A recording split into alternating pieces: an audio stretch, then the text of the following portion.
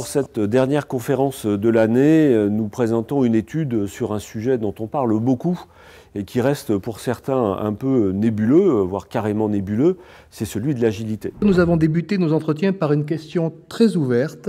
Qu'est-ce que ce mot vous évoque, l'agilité? Qu'est-ce que vous mettez derrière ce terme? Méthode de développement des projets pour les uns, nouveau design de l'organisation pour les autres, transformation des attitudes et des comportements, défi de nouvelles postures professionnelles pour d'autres encore. Très vite, il est apparu que le mot agilité était multifacette.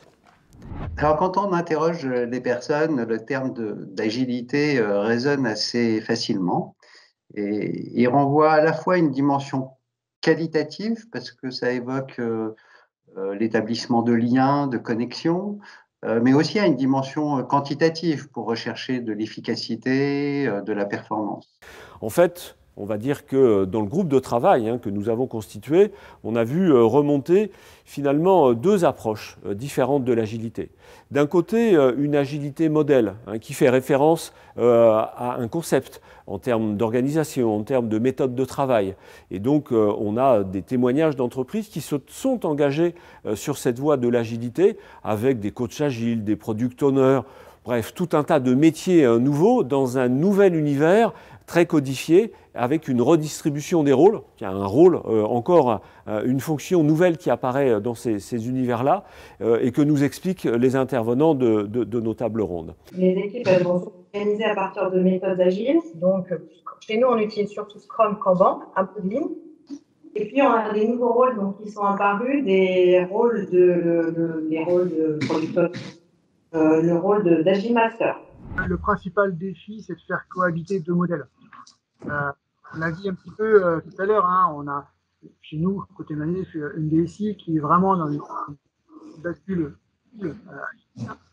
vraiment un élan assez important. Et puis on a l'organisation plus classique qui perdure, et qui de toute façon perdurera dans le temps. Et puis une agilité aussi qui n'est pas modèle, qui n'est pas concept, mais qui est davantage expérientielle, qui correspond finalement au fait de pouvoir s'adapter en temps réel aux difficultés que l'on croise sur nos chemins et qui demande à faire preuve précisément d'agilité pour trouver des voies de passage et des manières de faire ensemble. Et une deuxième activité autour de l'accompagnement de la transformation culturelle, dont fait partie l'agilité, mais pour lequel on parlera beaucoup plus de posture que de pratique. Le plus bel exemple, en fait, c'est la définition de coopération, telle que nous, on l'a définie dans le programme, qui est de choisir d'agir ensemble pour réussir ensemble.